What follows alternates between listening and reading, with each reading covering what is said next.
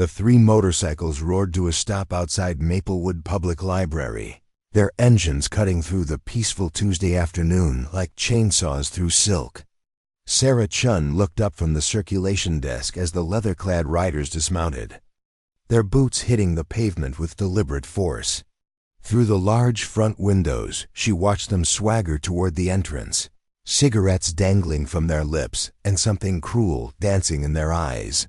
The quiet sanctuary she'd spent 5 years protecting was about to be shattered, and she knew it. Before we jump back in, tell us where you're tuning in from. And if this story touches you, make sure you're subscribed, because tomorrow I've saved something extra special for you. Sarah Chen had always been the kind of person who disappeared into crowds, despite being the head librarian of Maplewood's busiest branch.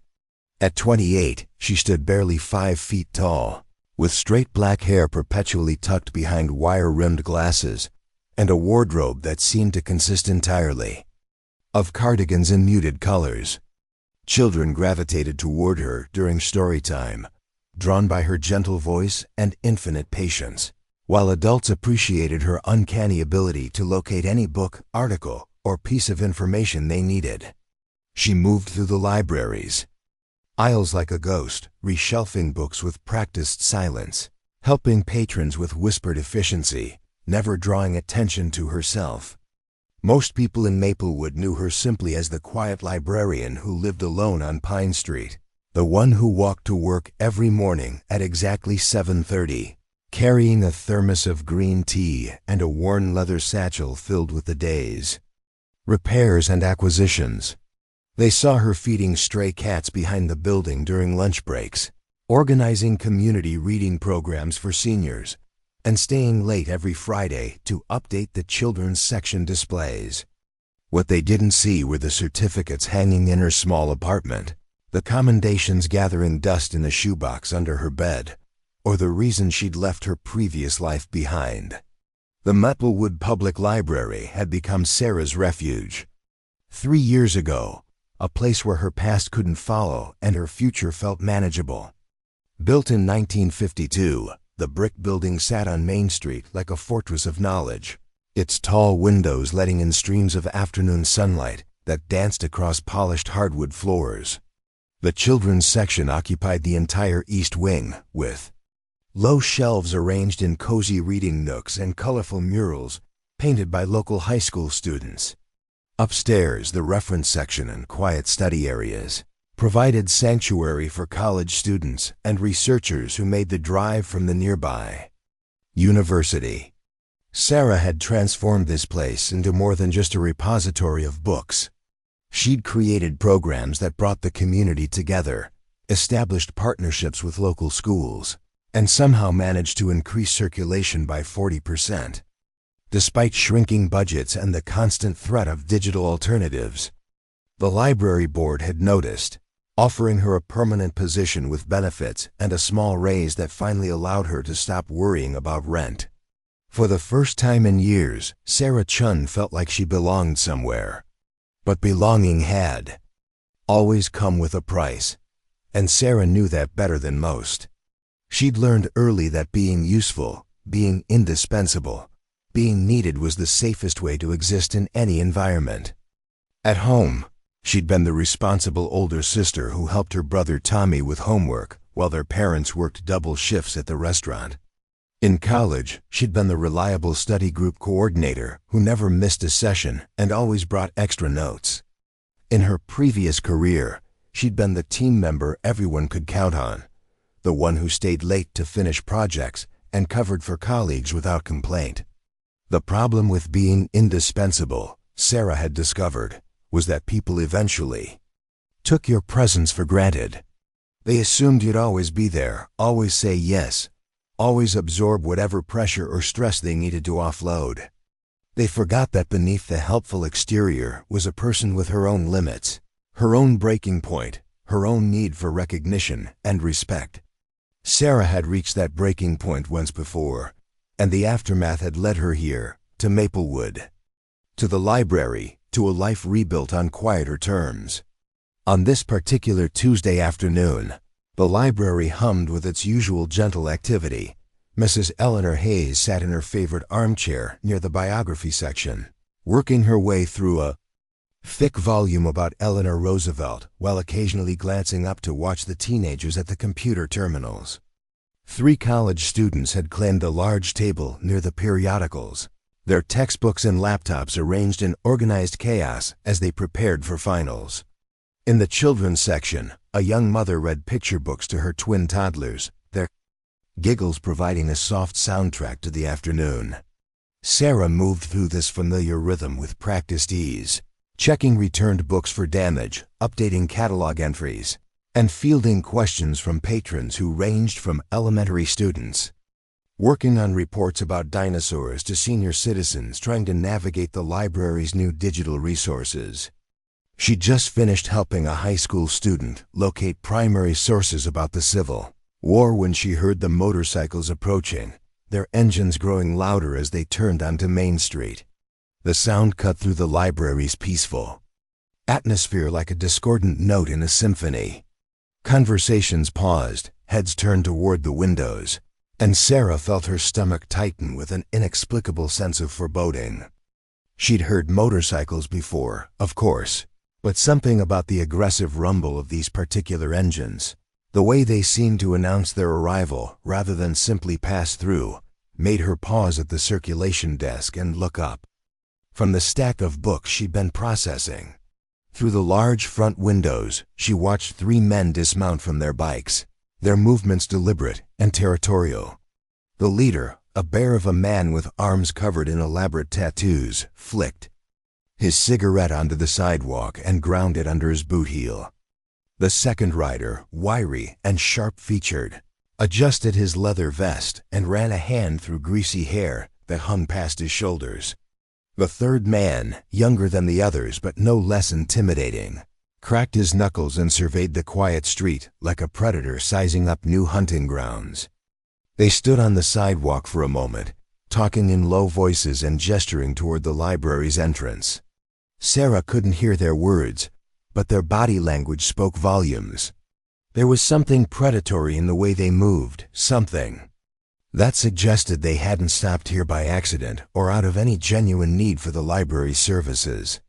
The leader pointed at the building's front door, said something that made the other 2 laugh, and started walking toward the entrance, with the casual confidence of someone who had never encountered meaningful resistance. Sarah's training kicked in automatically, the same mental preparation she'd used countless times before in situations that required calm professionalism despite personal discomfort. She straightened her shoulders, adjusted her glasses, and moved to position herself behind the circulation desk where she could maintain eye contact with the entrance while having access to the phone if necessary. Her fingers found the small panic button installed beneath the counter, a recent addition following a series of incidents at other branches in the county. The library's other patrons seemed to sense the shift in atmosphere as well. Mrs. Hayes looked up from her book with a frown, her experienced eyes tracking the approaching figures through the window. The college students grew quiet, their academic discussion trailing off as they became aware of the tension building outside. Even the toddlers in the children's section seemed to pick up on their mother's sudden alertness, their giggling replaced by curious stares toward the front of the building.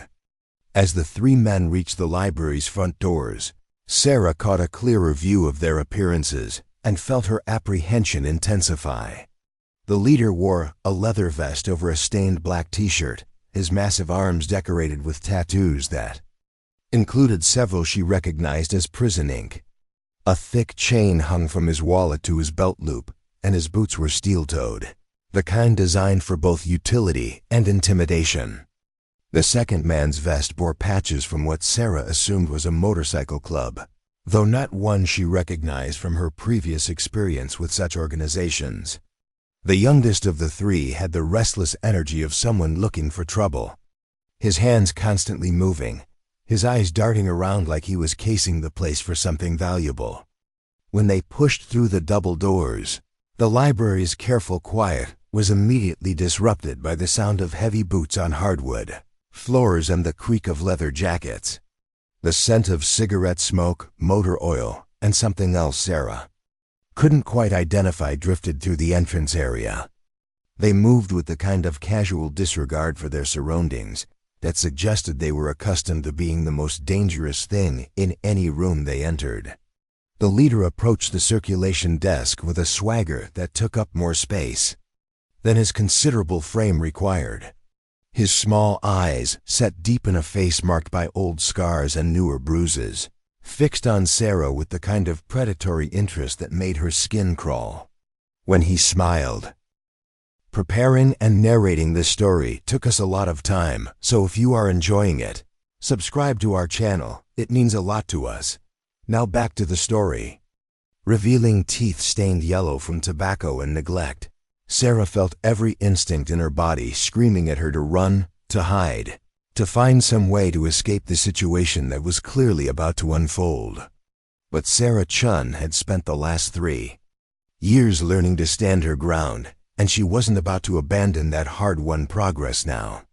She looked up from her computer screen with the same professional smile she offered every patron, her voice steady despite the adrenaline beginning to course through her system.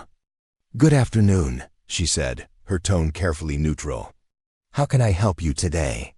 The question hung in the air like a challenge, and Sarah knew that whatever happened next would depend on how these 3 men chose to interpret her offer of assistance. She could feel the attention of every other person in the library focused on this moment, waiting to see whether the peaceful sanctuary she'd worked so hard to maintain would survive the next few minutes intact. The leader leaned against the circulation desk, his massive frame causing the wooden structure to creak ominously under his weight. His smile widened, but there was nothing friendly about it, nothing that suggested he had any legitimate business in her library. "Well now," he said, his voice carrying the kind of rough authority that came from years of intimidating people smaller than himself. "Looks like we found ourselves a real pretty little librarian." Sarah's fingers tightened imperceptibly around the pen she'd been holding, but her expression remained professionally pleasant despite the crude comment. She'd encountered men like this before, in places far more dangerous than a small-town library, and she knew that showing fear would only encourage them. The key was to maintain control of the situation through calm authority while looking for opportunities to de-escalate or, if necessary, call for help. "I'm Sarah Chen, the head librarian here," she replied evenly, deliberately using her title to establish her position of authority in this space. "If you're looking for specific materials, I'd be happy to direct you to the appropriate section. We have an excellent local history collection, current periodicals, and our computer terminals offer free internet access for library card holders." The leader's laugh was harsh and grating, drawing uncomfortable glances from the other patrons. Mrs. Hayes had set down her book entirely now, her weathered hands gripping the armrests of her chair as she watched the interaction unfold. The college students had stopped pretending to study, their textbooks forgotten as they tried to assess whether this situation required intervention or escape. "Marcus Rodriguez," the big man said, clearly enjoying the way his presence was affecting the library's atmosphere. "But most folks call me Tank. These here are my associates, Danny Williams and Joey Thompson." He gestured casually toward his companions, who had spread out to flank the circulation desk, effectively cutting off Sarah's most direct route to the staff area behind the counter. Tank leaned closer, his breath carrying the acrid smell of stale cigarettes and something stronger. "See, we're not really here for books, sweetheart.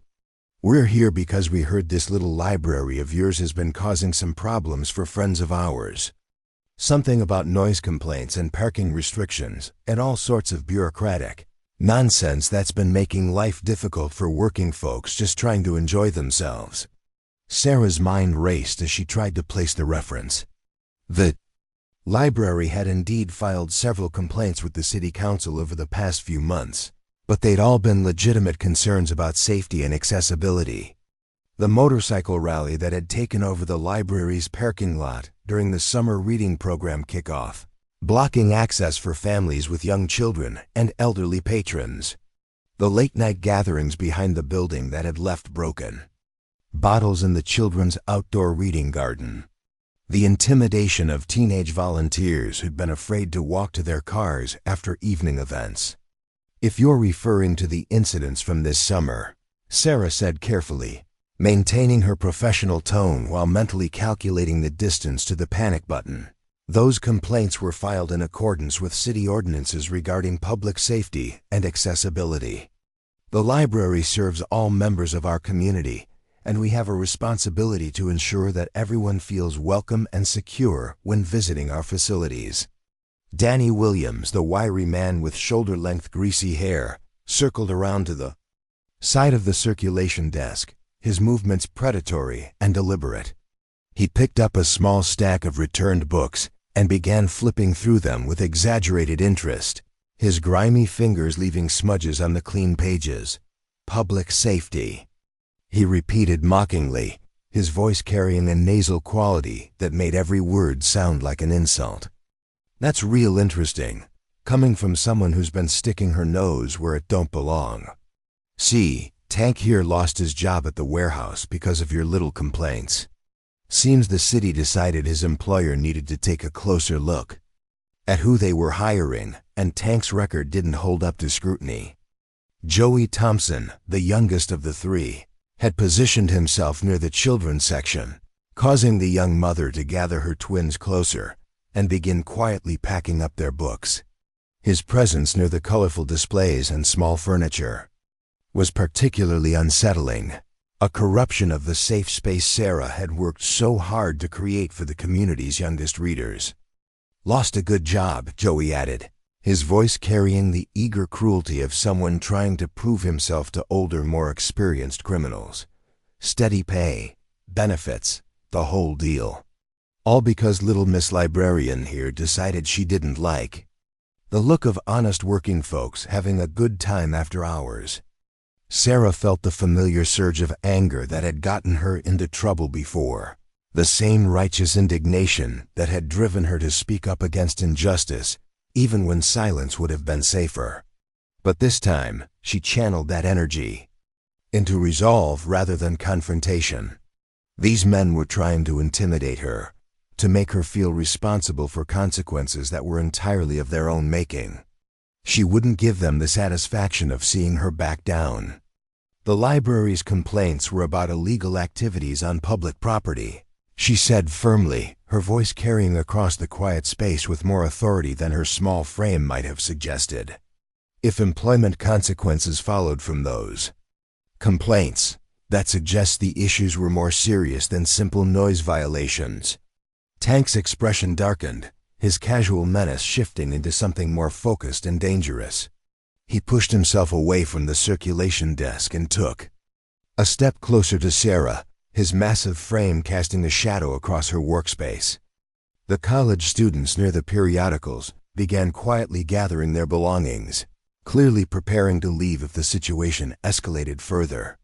"You've got a smart mouth on you," Tank said, his voice dropping to a low growl that carried obvious threat. "I'm betting you think you're real safe here, hiding behind your books and your fancy education.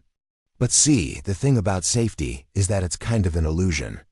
Things can go from peaceful to very unpleasant real quick if people don't learn to mind their own business."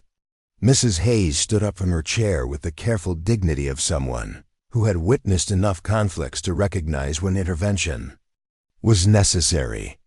At 73, Eleanor Hayes had raised 4 children, buried 2 husbands, and spent 30 years teaching high school history before retiring to Maplewood. She'd seen bullies before, and she'd never been the type to stand by quietly when someone was being threatened. "Young man," she said, her voice carrying the no-nonsense authority of a veteran educator, "this is a public library, not a place for making threats. I suggest you either check out some reading material or find somewhere else to conduct your business." Danny Williams turned toward Mrs. Hayes with a sneer that made him look even more unpleasant than before. "Nobody asked you, Grandma. Why don't you mind your own business before you get yourself into trouble?" The dismissive comment was a mistake. Mrs. Hayes had commanded respect from teenagers for 3 decades, and she wasn't about to be intimidated by a grown man acting like a juvenile delinquent. She picked up her purse and began walking toward the circulation desk, her back straight and her chin raised with the kind of dignity that comes from a lifetime of standing up for what's right. "This library is my business," she said firmly. "I've been coming here longer than you've been alive, and I won't stand by while you harass the staff. Sarah, dear, should I call the police?" The question hung in the air like a challenge, and Sarah felt a moment of genuine gratitude for the older woman's courage. But she also recognized that Mrs. Hayes' intervention had raised the stakes considerably. These men clearly weren't concerned about legal consequences, and involving an elderly patron in the confrontation could put her at serious risk. "Mrs. Hayes, please," Sarah said gently, trying to de-escalate while keeping her eyes on Tank. "I appreciate your concern, but I can handle this situation." Tank's laugh was even uglier than before, carrying genuine malice now rather than just crude amusement. "Oh, you can handle it, can you? That's real confident talk from someone who's about to learn what happens when people don't know their place." He reached across the circulation desk and grabbed Sarah's wrist, his grip tight enough to leave bruises.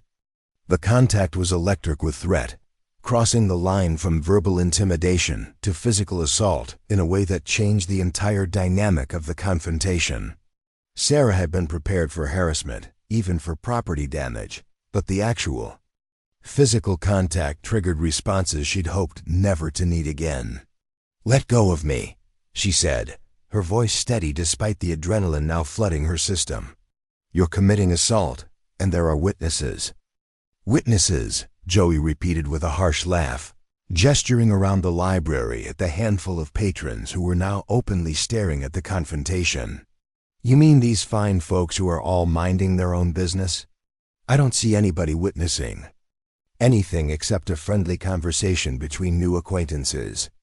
The young mother in the children's section had finished packing up her belongings and was moving toward the exit with her twins, clearly prioritizing their safety over any obligation to help. The college students were following suit, their academic work abandoned as they made their way toward the back exit that led to the parking area behind the building. Sarah didn't blame them for leaving. These weren't trained security personnel or law enforcement officers. They were ordinary people trying to avoid becoming victims themselves. But Mrs. Hayes wasn't moving. Despite the obvious danger, despite her age and physical vulnerability, she remained near the circulation desk with her purse clutched firmly in one hand and her phone in the other. Her fingers were already working across the screen, and Sarah realized she was calling for help, regardless of the potential consequences. "Ma'am, I strongly advise you to put that phone away," Danny said, his casual tone contrasting sharply with the menace in his eyes. "Wouldn't want you to accidentally call the wrong number and cause unnecessary problems for everyone involved." Mrs. Hayes looked up from her phone with the kind of steely determination that had served her well during decades of dealing with difficult teenagers and administrative bureaucracy. "I'm calling 911, young man, and I suggest you and your friends leave immediately before you make this situation worse for yourselves." Tank released Sarah's wrist and turned his attention to Mrs. Hayes, his expression shifting from crude amusement to genuine anger. The elderly woman's defiance was clearly not something he'd expected, and her refusal to be intimidated was disrupting whatever plan he'd had for handling this confrontation. "Lady, you're making a serious mistake," he said, taking a step toward her. "This doesn't concern you, and getting involved is going to cause you problems you don't want." Sarah watched the interaction with growing alarm, recognizing that the situation was spiraling beyond her ability to control through de-escalation alone. Tank's willingness to intimidate an elderly woman demonstrated a level of callousness that suggested he was capable of actual violence, not just threats. Mrs. Hayes was brave, but she was also vulnerable, and Sarah couldn't allow her to become a target because of the library's problems. The Maplewood Public Library had been Sarah's sanctuary for 3 years, the place where she'd rebuilt her confidence and found her purpose after leaving her previous career behind. She'd created programs that served hundreds of families, established partnerships that strengthened the entire community, and turned a declining institution into a thriving hub of learning and connection. The building itself had become an extension of her identity, its quiet halls and sunlit reading areas representing everything she valued about education, accessibility, and public service. More than that, the library represented her commitment to serving others without seeking recognition or reward, to using her skills and knowledge for the benefit of people who might not otherwise have access to the resources they needed. The children who attended story time, the seniors who came for computer classes, the students who relied on free internet access for their homework, the job seekers who used the career resources, the immigrants who attended English conversation groups. All of them depended on this place, and by extension, on her ability to keep it functioning safely and effectively. The 3 men standing in her library weren't just threatening her personally. They were threatening everything she'd worked to build, everyone she'd committed to serve, and the very principle that public institutions should be safe spaces for all members of the community. Their presence here was an assault on the values that gave her life meaning, and she wasn't going to let them destroy what she'd spent years creating. But Sarah also knew that righteous anger wasn't enough to win this confrontation. Tank, Danny, and Joey were clearly experienced in intimidation and possibly violence. They'd chosen to target the library during a quiet afternoon when few people were present, suggesting they'd planned this encounter carefully. Their positioning around the circulation desk was tactical, designed to prevent her from reaching the staff area or the emergency exits. This wasn't a random act of aggression. It was a calculated attempt to punish her for doing her job and to send a message about the consequences of challenging people like them. The irony wasn't lost on her that the very qualities that made her effective as a librarian, her attention to detail and her ability to research and analyze complex information, had also made her dangerous to men whose activities couldn't withstand scrutiny. The complaints she'd filed hadn't been motivated by personal animosity or class prejudice. They'd been based on documented violations of city ordinances, safety regulations, and basic standards of public behavior. She'd done everything by the book, following proper procedures and providing evidence to support every allegation. Now she was facing the consequences of that diligence, and she realized that all her research and preparation hadn't included a plan for dealing with direct retaliation. The panic button under the counter would summon police, but response times in Maplewood could be unpredictable, especially during shift changes or busy periods. Mrs. Hayes was already calling 911, but these men had demonstrated they weren't concerned about legal consequences, at least not immediate ones. Tank moved closer to Mrs. Hayes, his massive frame looming over her in a deliberate display of physical intimidation. "Lady, I'm going to give you one more chance to hang up that phone and walk away. After that, I can't guarantee your safety." Mrs. Hayes looked up at him with the kind of fearless dignity that comes from having lived through enough genuine hardships to put present dangers in perspective. "Young man, I've buried 2 husbands, raised 4 children, and taught high school for 30 years. You don't frighten me." The statement was delivered with such matter-of-fact authority that Tank actually took a step back, clearly uncertain how to respond to someone who refused to acknowledge his power to intimidate. Danny and Joey exchanged glances, their confidence shaken by the elderly woman's unexpected resistance. Sarah seized the moment of confusion to reach for the panic button under the counter, but Joey spotted the movement and moved quickly to intercept her. "I don't think so, sweetheart," he said, grabbing her hand before she could complete the action. "We're all just having a friendly conversation here. No need to involve outside parties." The physical contact was the final escalation Sarah had been dreading, The moment when verbal threats became actual assault and the situation moved beyond any possibility of peaceful resolution. Joey's grip on her hand was firm, but not painful, a demonstration of control rather than immediate violence. But the message was clear. They were prepared to use force to prevent her from calling for help. Mrs. Hayes had finished dialing and raised the phone to her ear, her voice clear and authoritative as she spoke to the emergency dispatcher.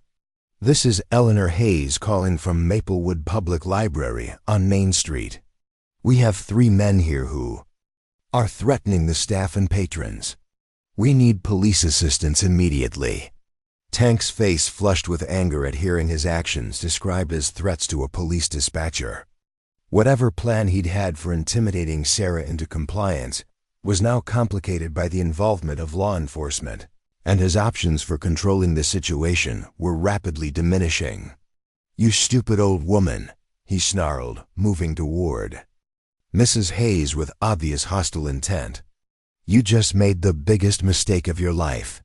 But before Tank could reach her, Mrs. Hayes proved that her years of teaching had included more than just academic lessons. She stepped smoothly to one side, using her purse to block his reaching hand while simultaneously moving behind one of the library's heavy wooden chairs. Her movements were deliberate and practiced, suggesting she'd received some form of self-defense training at some point in her life. "The police are on their way," she announced calmly, still holding the phone to her ear. "I suggest you gentlemen leave immediately if you want to avoid additional charges." Danny Williams moved to support Tank, his earlier amusement replaced by obvious frustration at the way the situation was developing. "This is ridiculous," he said, pulling out his own phone. "We're not doing anything illegal here. Just having a conversation with the librarian about community concerns."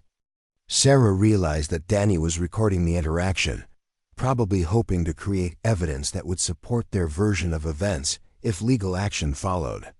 The tactic was sophisticated enough to suggest these men had experience with law enforcement encounters, and they were preparing to claim they were the victims of harassment rather than the perpetrators. "Community concerns," Mrs. Hayes repeated with obvious disdain. "Is that what you call threatening library staff and preventing them from doing their jobs?" Joey still had hold of Sarah's hand, preventing her from reaching the panic button. But his grip had loosened as he watched the confrontation between Tank and Mrs. Hayes develop. Sarah realized this might be her only opportunity to break free and either reach the emergency alert or make it to the staff area, where she could call for backup. She twisted her wrist sharply, using a technique she'd learned years earlier in a self-defense class, and managed to break Joey's grip long enough to lunge toward the panic button. Her fingers made contact with the small device, just as Joey grabbed her shoulder and tried to pull her back. The silent alarm was now active, sending an immediate alert to both the police, dispatch, and the private security company that monitored the library's after-hours systems. Help was on the way, but Sarah knew it might take several minutes for anyone to arrive, and the situation was deteriorating rapidly. Tank had given up trying to reach Mrs. Hayes and was now focused on Sarah, his expression dark with rage at losing control of what should have been a simple intimidation exercise.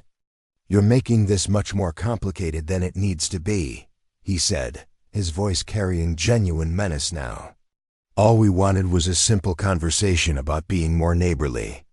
Now you've got the police coming, and that's going to require a different kind of discussion." The threat was clear, and Sarah realized that these men were now trapped in a situation they couldn't easily escape. The police were coming, there were witnesses, and their attempt at intimidation had escalated into documented criminal behavior. Desperate people were dangerous people, and she needed to find a way to de-escalate before they decided they had nothing left to lose. "Look," she said, trying to inject calm authority into her voice. "Whatever grievances you have about the library's policies, this isn't the way to address them. We have formal procedures for community input, and I'm happy to provide you with information about how to file official complaints or request meetings with the library board. Tank's laugh was harsh and bitter. Official complaints. Library. Board meetings. You really don't get it, do you? This isn't about procedures and bureaucracy. This is about respect and about understanding that actions have consequences. Mrs. Hayes had moved to a position near the front entrance, her phone still active as she maintained contact with the emergency dispatcher. Her presence near the exit was strategic, Sarah realized. If the situation deteriorated further, she could escape quickly and provide police with real-time information about what was happening inside the library. The consequences of following the law and protecting public safety. Sarah asked, her own anger finally beginning to show through her. Professional composure. The consequences of ensuring that children and elderly patrons can use library facilities without fear of intimidation. Those are consequences I'm proud to accept. Danny Williams looked up from his phone with a nasty smile. Proud to accept. That's real noble talk from someone who's about to learn what pride costs.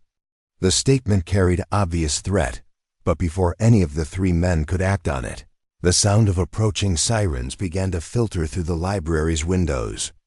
Mrs. Hayes' call had been taken seriously, and police response was faster than Sarah had dared to hope. Tank's expression shifted from anger to calculation as he heard the sirens growing louder. Whatever he'd planned to do to Sarah and Mrs. Hayes, he now had to weigh those intentions against the certainty of police intervention. His companions were also looking toward the windows, their body language showing the nervous energy of people trying to decide whether to fight or flee. "This isn't over," Tank said, pointing directly at Sarah with obvious menace. "You think calling the cops solves your problems, but all you've done is make this personal. We know where you work, we know where you live, and we know you're all alone in that little house on Pine Street." The specific reference to her address sent a chill down Sarah's spine, confirming that this encounter had been planned and that they'd done research about her personal life. The threat was no longer limited to the library. They were telling her that nowhere in Maplewood would be safe if she continued to interfere with their activities. Joey released her shoulder and stepped back, his hands raised in a gesture of mock innocence as the sirens grew closer. "Just remember, librarian lady, sometimes being right isn't the same as being smart. And sometimes smart people know when to mind their own business." The three men began moving toward the library's front entrance, their retreat calculated to avoid direct confrontation with arriving police while still maintaining their threatening posture towards Sarah and Mrs. Hayes. Danny was still recording with his phone, probably hoping to document their peaceful exit as evidence of their innocuous intentions. As they reached the door, Tank turned back for one final comment, his voice carrying across the library's main floor with unmistakable malice. "Enjoy your victory, sweetheart. But remember, we know where to find you when we want to continue this conversation." Then they were gone, disappearing through the front doors just as the first police car pulled into the library's parking area. Sarah stood behind the circulation desk, her hands shaking slightly as the adrenaline began to fade, replaced by the stark realization that her quiet life in Maplewood had just become much more complicated. Mrs. Hayes approached the circulation desk with obvious concern, her earlier courage giving way to worry about Sarah's well-being. "Are you all right, dear? Did they hurt you?"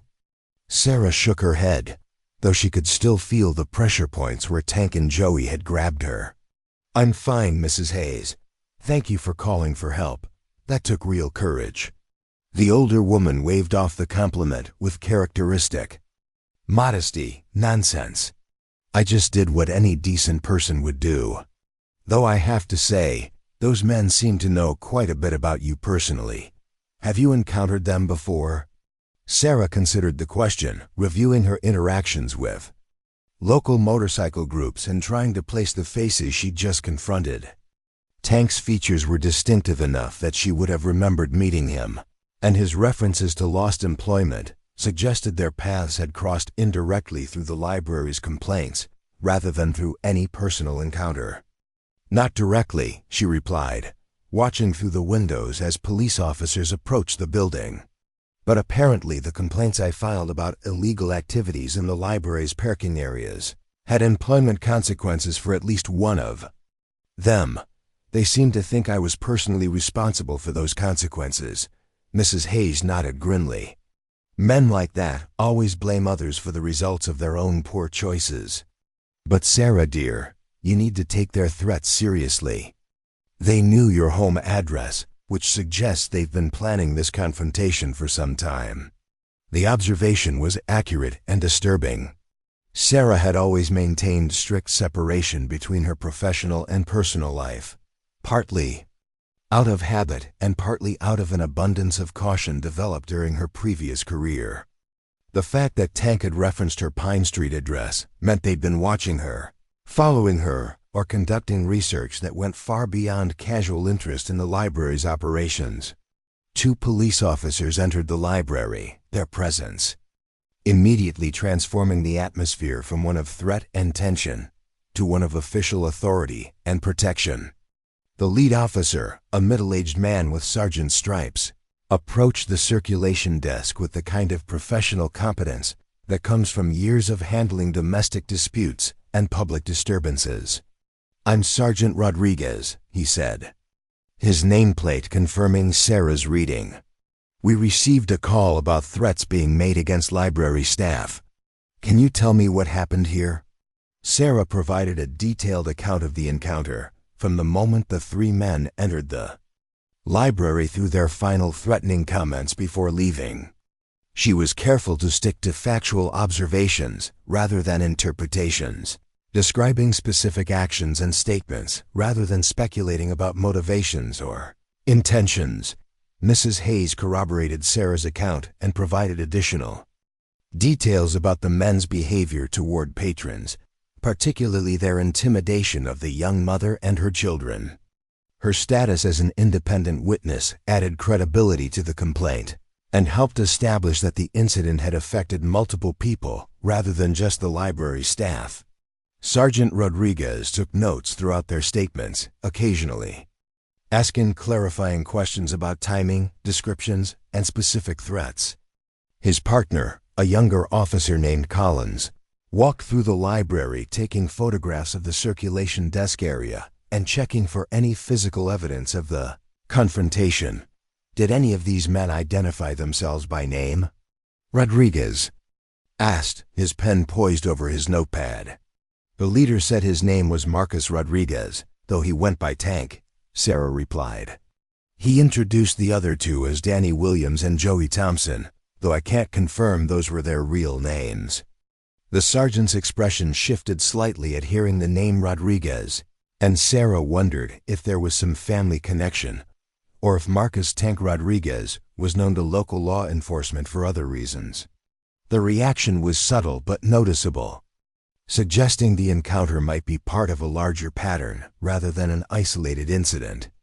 "Can you describe their physical appearances and what they were wearing?" Officer Collins asked, his camera still documenting the scene. "Also, did you notice anything distinctive about their motorcycles or any identifying marks or patches on their clothing?" Sarah provided detailed descriptions of all 3 men, focusing on tattoos, clothing, and other distinguishing features that might help with identification.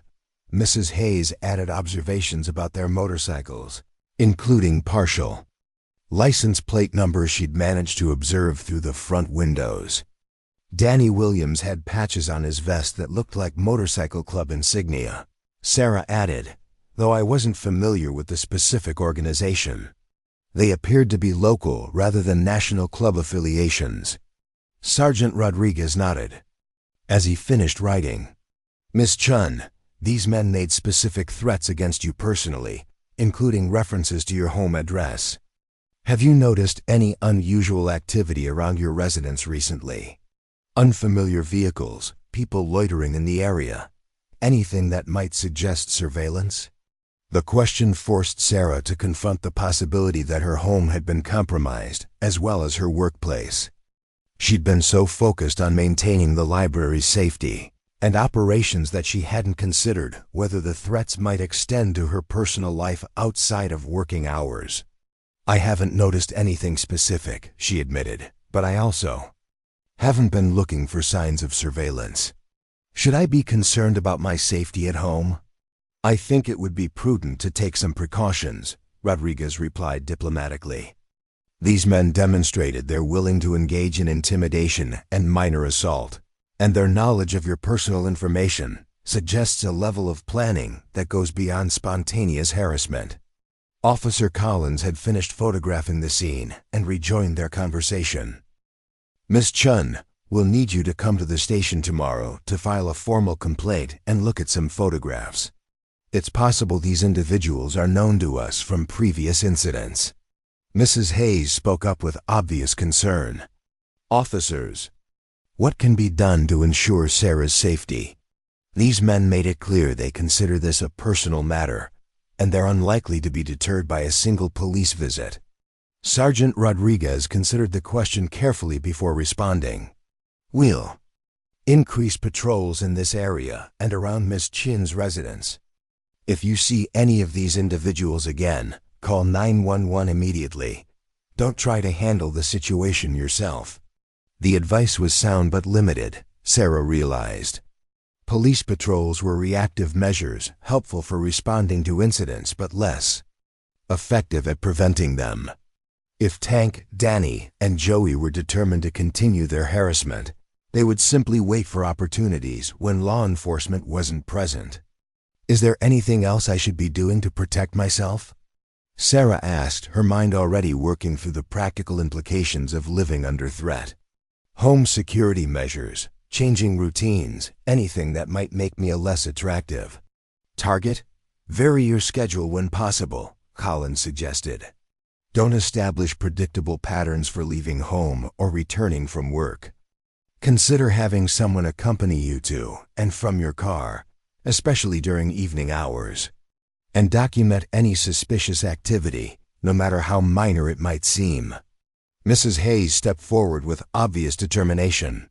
"Sarah, dear, you shouldn't be dealing with this alone. I'd be happy to drive you home today and help you assess your security arrangements." The offer was generous and practical, but Sarah hesitated to involve Mrs. Hayes further in a situation that had already put her at risk. The elderly woman had shown remarkable courage during the confrontation, but asking her to continue providing support would be imposing an unfair burden on someone who should be enjoying peaceful retirement rather than dealing with criminal threats. "Mrs. Hayes, I appreciate the offer, but I don't want to put you in any more danger," Sarah replied. "You've already done more than enough by calling for help today." "Nonsense," Mrs. Hayes replied firmly. "These bullies are counting on you." Feeling isolated and vulnerable, the best way to defeat that strategy is to make sure you're not alone. Sergeant Rodriguez nodded approvingly. "That's good advice, Miss Chen. Isolation makes you more vulnerable, both practically and psychologically. Having reliable support from friends and community members can be an effective deterrent against continued harassment."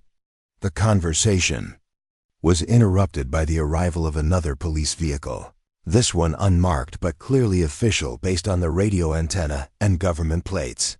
A tall man in civilian clothes emerged from the driver's seat and approached the library entrance with the confident stride of someone accustomed to command authority.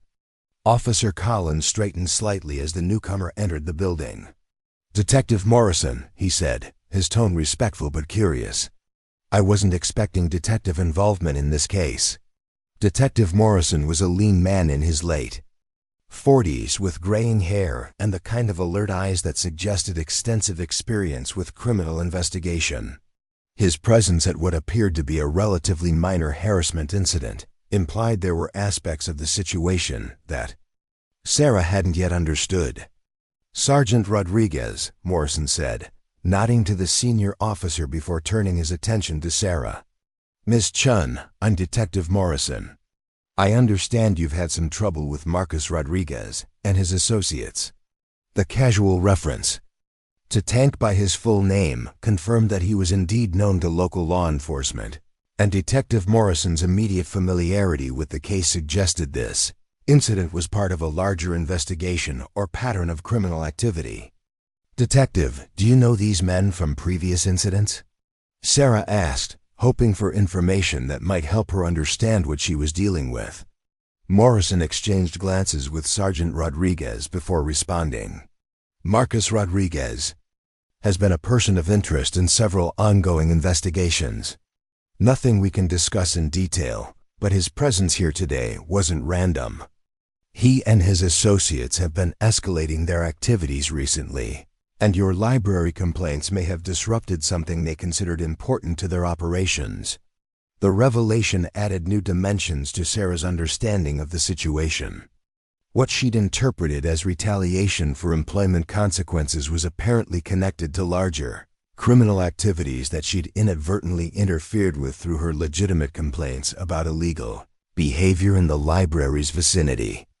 "Are you saying the library is somehow involved in criminal activity?" Mrs. Hayes asked, her voice carrying the sharp concern of someone whose safe spaces had suddenly become threatening. "Not the library itself," Morrison clarified quickly, "but its location and facilities may have been useful to people engaged in illegal activities. Ms. Chen's complaints about unauthorized use of the parking areas and after-hours gatherings may have disrupted operations that went well beyond simple noise violations." Sarah felt a mix of vindication and apprehension at this information. Her instincts about the seriousness of the violations had been correct, but that accuracy had apparently made her a target for people far more dangerous than she'd realized. The complaints she'd filed in good faith had inadvertently put her in the middle of a criminal investigation. "What kind of operations?" she asked, though she suspected Detective Morrison wouldn't be able to provide specific details about an ongoing investigation. "I can't discuss details," he confirmed, "but I can tell you that your safety is a priority for us. The threats made today suggest Rodriguez and his associates view you as a significant obstacle to their activities. That makes you important to our investigation, but it also makes you a target." The statement was both reassuring and alarming. Police protection was valuable, but being considered a significant obstacle by criminals was a dangerous position to occupy. Sarah realized that her quiet life in Maplewood had just become considerably more complicated than anything she'd experienced. During her previous career, Mrs. Hayes moved closer to Sarah with obvious protective instincts. What does this mean for Sarah's safety? Are these men likely to continue their harassment? Detective Morrison considered the question carefully. "Based on our experience with Rodriguez and his associates, they're persistent when they feel threatened. Today's encounter was probably a warning rather than their final action. They'll likely try to increase pressure until they believe the threat to their operations has been neutralized." "Neutralized," Sarah repeated, the word carrying ominous implications for her personal safety. "What exactly does that mean in practical terms?" "They'll try to make continued complaints too costly for you to maintain," Morrison explained. "Harassment, intimidation, property damage, anything that makes standing up to them more trouble than it's worth. The goal is to convince you that looking the other way is safer than continuing to interfere with their activities." The explanation confirmed Sarah's worst fears about the situation. These men weren't going to disappear simply because police had responded to today's incident. They would escalate their efforts until she either stopped filing complaints or became unable to continue her work at the library. Officer Collins had been listening to the conversation with obvious concern. "Detective, what resources are available to protect Miss Chen while this investigation continues?" "We'll do everything we can within department guidelines," Morrison replied diplomatically. "Increased patrols, priority response to any calls from the library or Ms. Chen's residence, and coordination with other agencies if necessary. But ultimately, the best protection comes from catching these individuals in criminal activity that results in arrest and prosecution." Sarah understood the subtext. Police resources were limited, and protective details weren't available for every citizen who received criminal threats. Her safety would depend largely on her own precautions and the support of community members like Mrs. Hayes who were willing to stand with her. "How long is this likely to continue?" she asked, thinking about the practical implications of living under threat for an extended period. Detective Morrison's expression was grim. "Until we can build cases that result in significant criminal charges, or until they decide the heat is too intense and move their operations elsewhere. Unfortunately, I can't give you a timeline for either outcome." The conversation was painting a picture of her future that Sarah found deeply unsettling. The simple act of doing her job professionally and responsibly had apparently put her in the middle of a criminal investigation with no clear endpoint. Her quiet refuge in Maplewood was now a battleground, and she was expected to continue functioning normally while under threat from people who had demonstrated their willingness to engage in intimidation and violence. Mrs. Hayes seemed to sense Sarah's growing apprehension. "Sarah, dear, you're not facing this alone.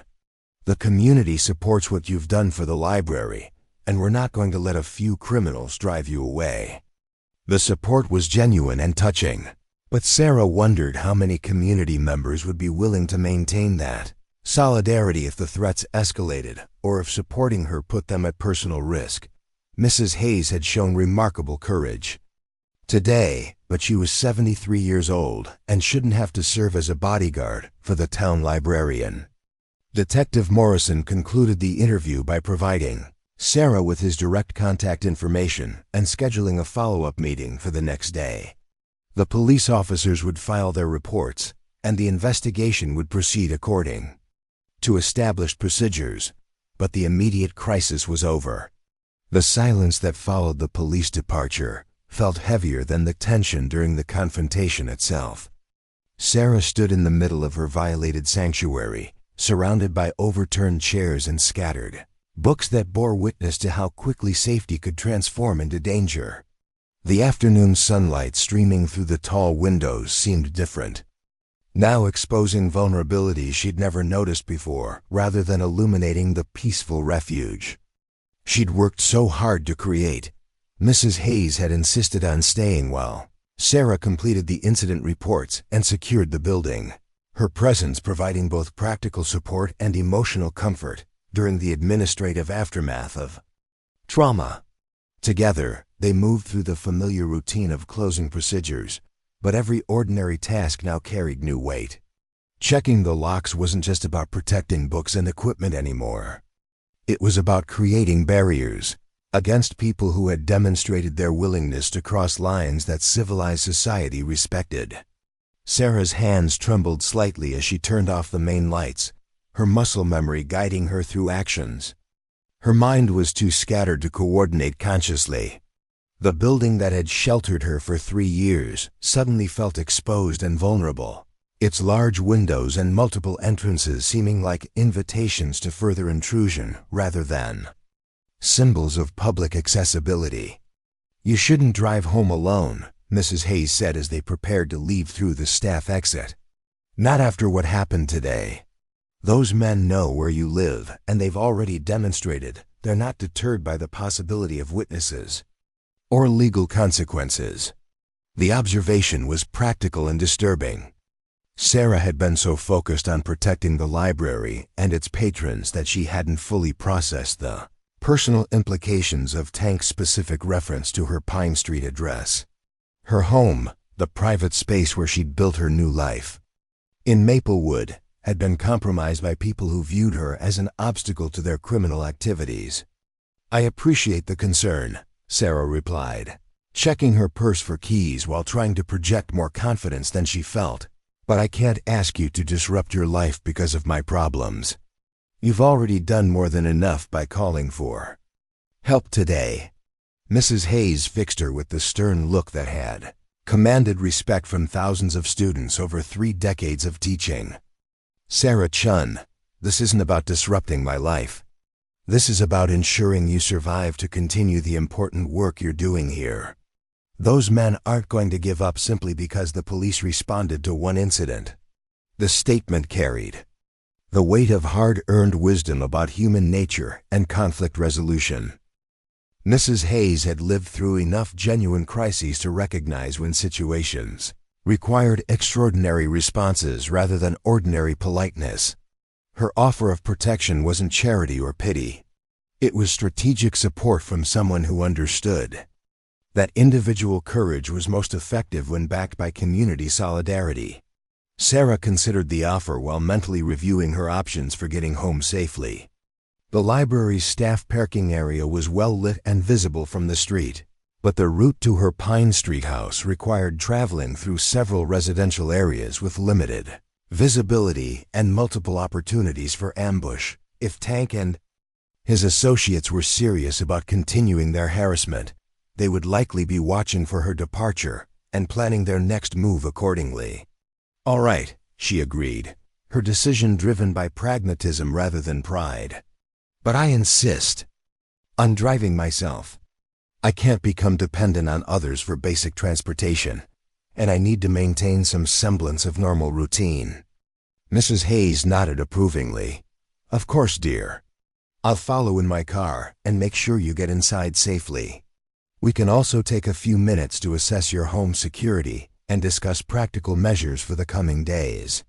They walked to their respective vehicles through the gathering dusk, their footsteps echoing off the asphalt with unusual loudness in the evening quiet.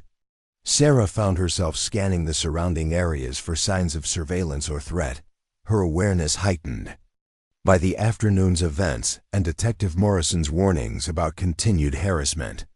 Her small Honda Civic looked exactly as she'd left it that morning, but she checked the interior and underneath the vehicle anyway, remembering safety protocols from her previous career that she'd hoped never to need again. The precautions felt simultaneously paranoid and insufficient, reasonable responses to genuine threats that also served as reminders of how quickly ordinary life could become extraordinary. Mrs. Hayes waited patiently while Sarah completed her security check, her own car idling nearby with the quiet efficiency of someone accustomed to emergency situations. Her presence provided both practical protection and psychological comfort, transforming what could have been a terrifying solo journey into a supported transition between threatened and secure environments. The drive through Maplewood's quiet residential streets felt like traveling through familiar territory that had been subtly transformed by knowledge of hidden dangers. Sarah found herself noting details she'd never paid attention to before: dark driveways where motorcycles could be concealed, intersections where vehicles could follow without being obvious, side streets that offered escape routes if pursuit became necessary. Her Pine Street house sat on a corner lot with mature oak trees that provided privacy and shade during summer months but now seemed to offer concealment for potential threats. The modest two-bedroom structure had represented sanctuary and new beginnings when she'd moved to Maplewood, its small front garden and covered porch symbolizing the peaceful domestic life she'd built after leaving her previous career behind. Mrs. Hayes parked behind Sarah's Honda and accompanied her to the front door, her alert eyes scanning the surrounding area for signs of disturbance or surveillance. The older woman's instincts had been sharpened by decades of experience with adolescent behavior and conflict resolution, skills that translated effectively to assessing adult threats and security vulnerabilities. "Have you considered installing a security system?" Mrs. Hayes asked as Sarah unlocked her front door. "Motion sensors, cameras, maybe an alarm that connects directly to police dispatch." Sarah paused in her doorway, considering the suggestion while surveying her modest living room with new eyes. The space that had felt cozy and private now seemed isolated and vulnerable, its ground floor windows and single entrance offering limited options for escape or defense if threats materialized during evening hours. "I've always felt safe here," she admitted, stepping inside and turning on lights that suddenly seemed inadequate for illuminating all the potential hiding places around her property. "The neighborhood is quiet Crime rates are low, and I've never had any problems with neighbors or local residents." Mrs. Hayes followed her inside, automatically checking window locks and door security while maintaining conversation. "Safety isn't just about neighborhood crime rates anymore, dear. You're dealing with people who view you as a specific obstacle to their criminal activities. That makes you a target regardless of general community safety statistics." The assessment was accurate and sobering. Sarah's sense of security had been based on statistical probabilities and general community conditions rather than specific personal threats. Tank, Danny, and Joey weren't random criminals looking for targets of opportunity. They were individuals with specific grievances against her personally, people who had already demonstrated their willingness to engage in planning and coordination to address those grievances. What kind of security measures would actually be effective against determined harassment? Sarah asked, moving through her house and turning on additional lights while checking rooms. She'd never felt the need to secure before, Mrs. Hayes considered. The question with the practical wisdom of someone who had managed challenging situations throughout her career. Layered defenses work better than single solutions. Improved lighting around the exterior, security cameras that record to remote storage, reinforced locks on doors and windows, maybe a panic room or safe space you can retreat to if someone tries to break in. The suggestions were sensible, but represented a fundamental change in how Sarah would need to live. Installing security systems meant accepting that her home was no longer a private refuge, but a potential battlefield requiring constant vigilance and defensive preparation. "This feels like letting them win," Sarah said, expressing the frustration that came with being forced to alter her life because of other people's criminal behavior. "I shouldn't have to turn my home into a fortress because I did my job professionally and reported illegal activities." Mrs. Hayes sat down on Sarah's small sofa, her expression combining sympathy with the firm realism that had served her well during decades of dealing with difficult situations. "You're absolutely right that this isn't fair. But fairness isn't the issue anymore. Survival is the issue, and survival sometimes requires adapting to circumstances we didn't create and don't deserve." The perspective was harsh but accurate. Sarah's sense of injustice was entirely justified, but indignation wouldn't protect her from people who had already demonstrated their willingness to cross legal and ethical boundaries. She could maintain her principles while also taking practical steps to ensure her safety. "Tell me about these men," Mrs. Hayes continued, her teacher's instincts seeking information that might help predict and prevent future problems. "What did they want beyond intimidating you?" Detective Morrison suggested your complaints disrupted criminal activities, but what kind of activities would require the library's parking areas and after-hours access? Sarah considered the question while reviewing everything she'd observed during the past year's incidents. The motorcycle gatherings had involved significant numbers of people and vehicles, suggesting organized activities rather than casual social events. The participants had been exclusively male, mostly older, with the kind of coordinated behavior that implied leadership structures and planned operations. The gatherings were always late evening or early morning, she recalled, sitting down across from Mrs. Hayes and trying to piece together patterns she'd observed but never fully analyzed. They used the library's parking areas because they're well lit but isolated from residential areas. Perfect for activities that require visibility for participants, but privacy from casual observers. Mrs. Hayes nodded thoughtfully. What kind of activities require those conditions? Drug transactions? Stolen goods exchanges? Planning sessions? For other criminal activities? The possibilities were all disturbing, but they helped explain why her complaints had generated such aggressive retaliation. If the library's location had been providing cover for significant criminal operations, disrupting those activities would have financial implications far beyond simple inconvenience. Detective Morrison mentioned ongoing investigations, Sarah added, which suggests law enforcement has been aware of their activities for some time.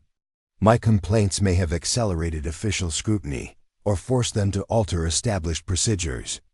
The conversation was interrupted by the sound of motorcycles approaching from the direction of Main Street.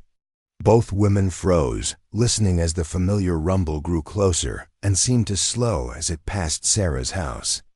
The sound lingered longer than normal traffic would warrant, suggesting the riders were conducting surveillance rather than simply traveling through the neighborhood. Mrs. Hayes moved to the front window and carefully peered through the curtains. Her movements deliberate and cautious. 3 motorcycles, she reported quietly. They've stopped at the end of the block and appear to be discussing something. Sarah felt her heart rate accelerate as she realized Tank and his associates were already implementing the continued harassment Detective Morrison had predicted. They weren't waiting for official investigations to conclude or for her to decide whether to pursue criminal charges. They were demonstrating that her home was no longer a secure refuge. "Should I call the police?" Sarah asked, moving toward her phone while staying away from windows that might expose her to observation from the street. Mrs. Hayes continued watching from her concealed position. "They're not doing anything obviously illegal right now. Just sitting on motorcycles in a public street. But their presence here so soon after this afternoon's encounter sends a clear message about their intentions." The message was indeed clear. Surveillance, intimidation, and preparation for future harassment. Tank's reference to knowing where she lived hadn't been an idle threat. It had been advance notice of the systematic campaign they were launching to make her life uncomfortable. Enough that she would stop interfering with their activities. "This can't continue indefinitely," Sarah said, though she wasn't sure whether she was trying to convince Mrs. Hayes or herself. "They can't maintain constant surveillance, and law enforcement will eventually build cases that result in arrests." Mrs. Hayes turned from the window with an expression that combined concern with the realistic assessment that came from decades of experience with persistent behavioral problems. "Dear, men like this don't give up easily when they feel their livelihoods are threatened. They'll continue escalating until they achieve their goals or face consequences severe enough to change their behavior." The motorcycles started up again, their engines revving unnecessarily loud in the quiet residential neighborhood. The sound served as both departure announcement and warning, a reminder that they could return at any time and that Sarah's sense of security was entirely dependent on their willingness to respect boundaries they'd already demonstrated they were prepared to cross. "They're leaving," Mrs. Hayes reported, but slowly, making sure their presence is noticed and remembered. Sarah moved to her kitchen window, which offered a different angle on the street, and watched the 3 motorcycles cruise past her house at walking speed. Tank was riding the lead bike, his massive frame unmistakable even in the gathering darkness. Danny and Joey flanked him, their formation deliberate and intimidating. As they passed directly in front of her house, Tank turned his head toward her front windows and raised one hand in a mock salute, a gesture that managed to be simultaneously casual and threatening. The message was clear. They knew exactly where she lived, they weren't afraid of being observed, and this was only the beginning of their campaign to convince her that continued resistance would be more costly than submission. "We need to document this," Sarah said, reaching for her phone to record evidence of the harassment. Detective Morrison said to report any contact, no matter how minor it might seem. Mrs. Hayes agreed, though she pointed out the limitations of evidence collection when dealing with people who were careful to stay within technical legal boundaries. "They're not stupid, unfortunately. Everything they're doing tonight could be explained as legitimate use of public streets. But the pattern of behavior tells a different story." Sarah called Detective Morrison's direct number and left a detailed voicemail about the motorcycles' presence in her neighborhood, including times, descriptions, and the obvious surveillance behavior. She also sent a text message with the same information, ensuring multiple forms of documentation in case escalating harassment required legal intervention. "What happens now?" she asked Mrs. Hayes, setting down her phone and trying to process. The emotional impact of having her home invaded by the same people who had threatened her at work, Mrs. Hayes considered the question while moving through Sarah's small house and checking additional security measures. Now we make it as difficult as possible for them to achieve their goals. You continue doing your job, continue filing appropriate complaints, and continue living your life. But you also take reasonable precautions and accept help from people who care about your safety. The plan was simple in concept, but challenging in execution. Maintaining normal routines while under threat required constant vigilance and emotional resilience that could be exhausting to sustain over extended periods. Sarah would need to function professionally at the library while simultaneously managing personal security concerns that could easily become overwhelming. I should probably stay somewhere else tonight, Sarah realized, acknowledging the practical implications of continued surveillance. If they're planning escalated harassment, they'll likely wait until I'm alone and vulnerable. Mrs. Hayes nodded approvingly. You're welcome to stay at my house, or we can arrange for you to stay with other community members who support what you're doing. The important thing is ensuring you're not isolated when they decide to take their next step. The offer was generous, but Sarah hesitated to accept hospitality that might put Mrs. Hayes at risk as well. The elderly woman had already demonstrated remarkable courage, but asking her to provide ongoing protection would be unfair and potentially dangerous. Mrs. Hayes, I can't ask you to get more involved in this situation, Sarah said. You've already done more than anyone should have to do, and I won't put you at additional risk because of my problems. The response was predictable, and Mrs. Hayes dismissed it with the same authoritative manner she'd used to convince reluctant students to accept necessary help. Sarah, dear, this stopped being just your problem the moment those men threatened patrons in our public library. This is about community safety and the principle that criminals don't get to decide who can use public institutions. The perspective reframed the conflict in terms that made accepting help feel less like personal weakness and more like community responsibility. Sarah's complaints hadn't just protected the library's operations. They defended the principle that public spaces should be accessible to all community members, rather than controlled by people willing to use intimidation and violence. Besides, Mrs. Hayes continued with a slight smile, I raised 4 children and taught high school for 30 years. Dealing with bullies is one of my core competencies. The comment provided a moment of levity in an otherwise tense situation, but it also highlighted the absurdity of requiring a retired teacher to help protect a public librarian from criminal harassment. The situation represented a failure of systems that were supposed to ensure public safety and institutional security. Sarah packed an overnight bag while Mrs. Hayes called her son to explain the situation and arrange additional security for both households. The conversation was brief and practical, focusing on immediate safety concerns rather than long-term implications that couldn't be predicted or controlled. Tom is coming over to check my house and install some additional locks, Mrs. Hayes reported. He's also going to contact a few of his friends who might be willing to provide informal security support if the situation continues.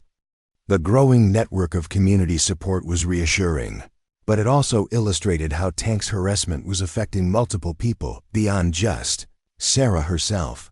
Mrs. Hayes' family was now involved. Her social connections were being mobilized for security purposes, and ordinary community members were being asked to take on responsibilities that should have been handled by professional law enforcement. As they prepared to leave Sarah's house, she took a final look around the space that had represented safety and new beginnings for 3 years. The familiar rooms looked different now, their vulnerability exposed by knowledge of specific threats, rather than protected by statistical safety and community reputation. Will I ever feel safe here again? She asked, expressing the fundamental question that would determine whether she could continue living in Maplewood or would need to relocate again to escape harassment. Mrs. Hayes considered the question seriously, before responding.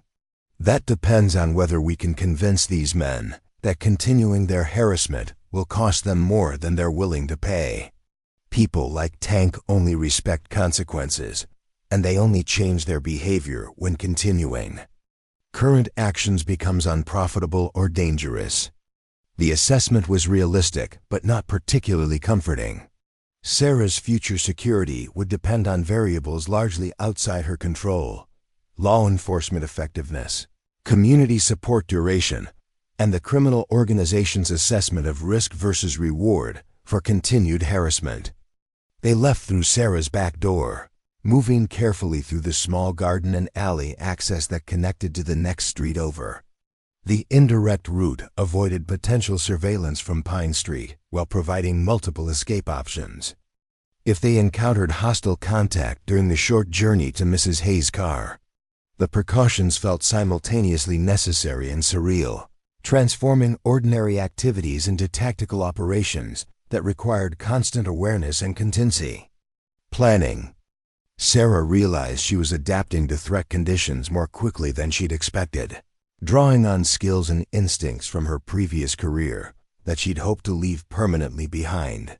Mrs. Hayes' house was located in an older section of Maplewood, where mature trees and established neighborhoods provided both privacy and community oversight. The two-story colonial sat on a quiet cul-de-sac with neighbors who had lived there for decades and maintained the kind of informal security network that came from long-term relationships and shared investment in community safety. Tom should be here soon, Mrs. Hayes said as they entered through her front door, which was already secured with deadbolts and reinforced frames that suggested she'd considered home security long before today's incident. He'll want to hear about what happened at the library and discuss options for ongoing protection. Sarah settled into a comfortable armchair in Mrs. Hayes' living room, surrounded by photographs of children and grandchildren that represented the extended family network she was now asking to share her security burdens. The evidence of Mrs. Hayes' rich family life made her feel simultaneously grateful for the support and guilty about disrupting the peaceful retirement the older woman had earned. "Tell me about your previous career," Mrs. Hayes said, settling into her own chair with tea service that appeared almost automatically. Detective Morrison's questions suggested you have experience with situations like this. The observation was perceptive, though Sarah wasn't surprised that her responses during the police interview had revealed more about her background than she typically shared. Handling crisis situations effectively required training and experience that most librarians didn't possess, and her calm competence during the confrontation had probably raised questions about her qualifications for managing dangerous situations. "I used to work in corporate security," Sarah replied, providing the simplified explanation she'd developed for casual inquiries about her career change: risk assessment, threat evaluation, personnel protection. It was lucrative work, but eventually I decided I wanted to do something more directly beneficial to communities. The explanation was accurate as far as it went, though it omitted details about specific clients, international assignments, and the particular incident that had convinced her to leave that career behind. Mrs. Hayes' expression suggested she understood there were additional layers to the story, but she didn't press for information Sarah wasn't prepared to share. "That explains your composure during this afternoon's confrontation," Mrs. Hayes observed. "Most people would have been much more frightened and less effective at managing the situation." Sarah considered the comment while reviewing her own performance. During the library incident, she had been frightened, but she'd also been able to function professionally despite the threat, drawing on training and experience to maintain control until help arrived. The skills were still there when she needed them, even after 3 years of deliberately peaceful employment. "The training helps," she admitted, "but it also makes me realize how serious this situation actually is. Tank and his associates aren't casual criminals or opportunistic harassers. They're organized, they're planning their actions, and they're not going to be deterred by ordinary security measures." Mrs. Hayes nodded thoughtfully. which is why community support is so important. They're counting on you being isolated and vulnerable. The more people who stand with you, the more costly their harassment becomes. The conversation was interrupted by the arrival of Mrs. Hayes' son Tom, whose presence immediately transformed the atmosphere from one of worried discussion to one of practical problem-solving. Tom Hayes was a man in his late 40s, with the competent bearing of someone accustomed to handling emergencies and organizing effective responses to complex challenges. "Mom explained the situation," he said after greeting Sarah and settling into the conversation. "I've already spoken with Detective Morrison and several community members who are willing to provide support. We're treating this as a neighborhood security issue rather than just a personal problem." The approach was both reassuring and sobering. Community mobilization indicated strong support for Sarah's position, but it also suggested that Tank's harassment was being taken seriously enough to require organized defensive measures rather than simple police protection. "What kind of support are we talking about?" Sarah asked, curious about the extent of community involvement and concerned about asking ordinary citizens to take risks on her behalf. Tom Hayes consulted notes he'd made during his phone conversations. Increased neighborhood watch activities, particularly around your house and the library. Volunteer escort services for transportation to and from work. Technical support for improving home and workplace security.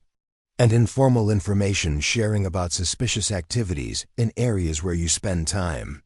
The level of organization was impressive and touching, evidence of community solidarity that Sarah hadn't expected when she'd made the decision to file complaints about illegal activities. She'd assumed she was acting alone to protect library operations, but apparently her efforts had been noticed and appreciated by people who understood their broader significance for community safety and institutional integrity. "This feels like more support than I deserve," Sarah said, expressing her gratitude while also acknowledging the burden she was placing on people who had their own lives and responsibilities. Mrs. Hayes leaned forward with the firm expression that had convinced countless students to accept difficult truths. "Sarah, dear, this is exactly the support you deserve. You've been protecting community resources and ensuring public safety, often at personal cost and without recognition. Now the community has an opportunity to protect you while you continue that important work." Tom Hayes nodded in agreement. "Besides, this isn't just about you anymore. Tank and his associates have demonstrated they're willing to use intimidation and violence to control public spaces. If they succeed in driving you away from the library, they'll have established a precedent for controlling other community institutions as well." The perspective reframed Sarah's situation as part of a larger struggle over community governance and public safety. Her individual resistance to harassment had become symbolic of the community's collective refusal to submit to criminal intimidation, making her personal safety a matter of broader civic importance. "What happens if they escalate beyond surveillance and verbal threats?"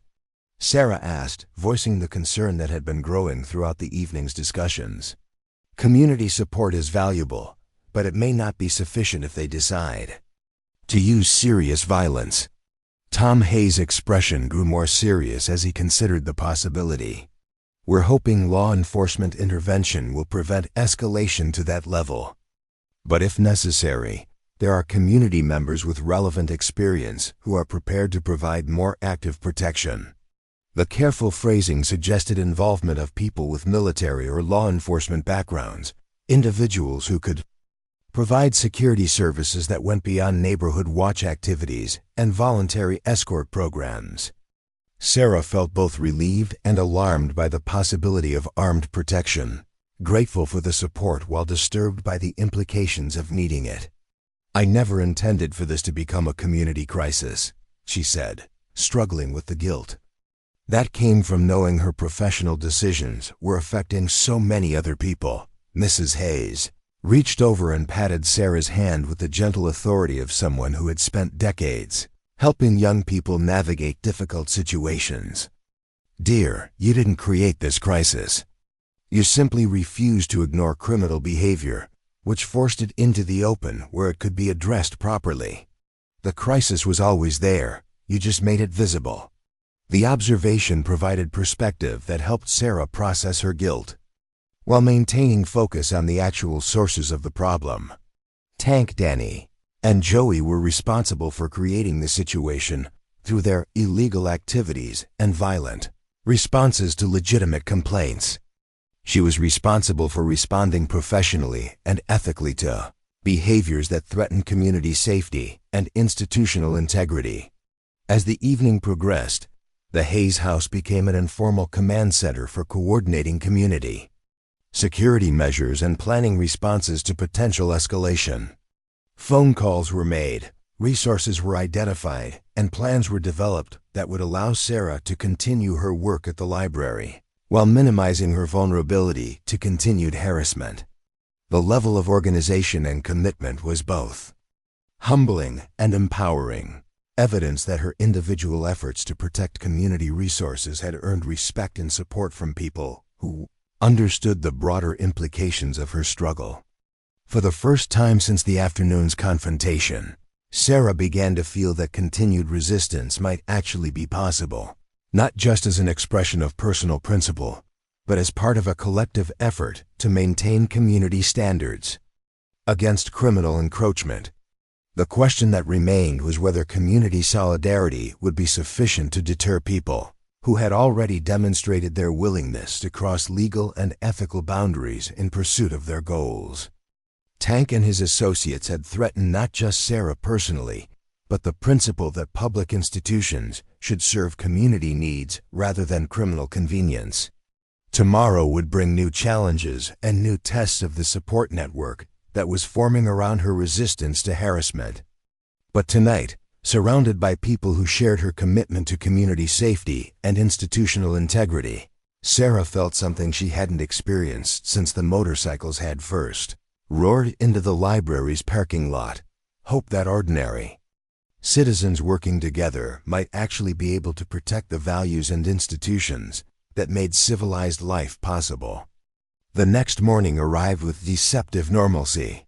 Autumn sunlight filtering through Mrs. Hayes' guest room, curtains as if the previous day's threats had been nothing more than a disturbing dream.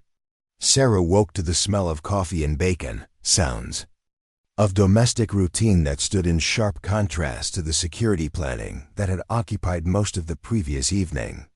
But when she checked her phone, reality reasserted itself through a series of missed calls from unknown numbers and text messages containing photographs of her house taken from various angles during the night. The images were professionally composed and deliberately threatening, showing intimate details of her property that could only have been captured by someone conducting systematic surveillance.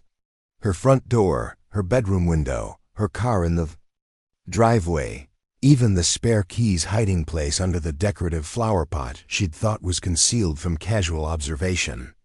The message was clear. They knew everything about her routines, her vulnerabilities, and her pathetic attempts at security. Mrs. Hayes found her staring at the phone screen in the kitchen, her breakfast growing cold as she processed the implications of overnight escalation. The older woman took one look at Sarah's expression and immediately understood that the situation had deteriorated further during the few hours they'd hoped might provide respite from harassment. What did they do? Mrs. Hayes asked, her voice carrying the grim recognition of someone who had expected continued aggression rather than peaceful resolution.